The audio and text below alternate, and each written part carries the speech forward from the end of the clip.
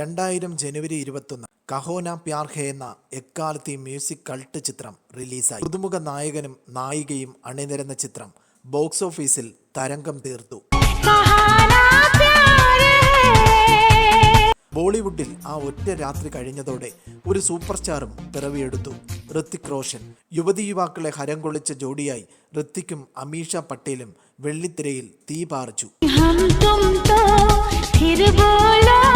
ലോകമെമ്പാടും ഏറ്റവും കൂടുതൽ കളക്ഷൻ നേടിയ രണ്ടാമത്തെ ഹിന്ദി ചിത്രമായി അന്ന് കഹോ നാ പ്യാർ ഹേ മാറി. ആകെ 92 അവാർഡുകളാണ് ചിത്രം സ്വന്തമാക്കിയത്. ഏറ്റവും കൂടുതൽ അവാർഡുകൾ നേടിയ ഫീച്ചർ ഫിലിം എന്ന നിലയിൽ ഈ ചിത്രം ഗിന്നസ് വേൾഡ് റെക്കോർഡിലും ഇടം നേടി.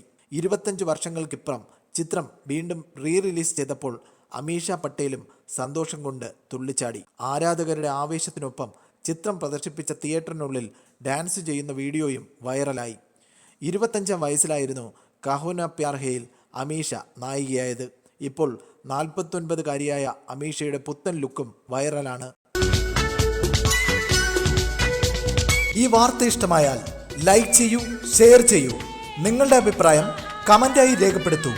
സബ്സ്ക്രൈബ് ചെയ്യൂ. ബബിൾകം മീഡിയ.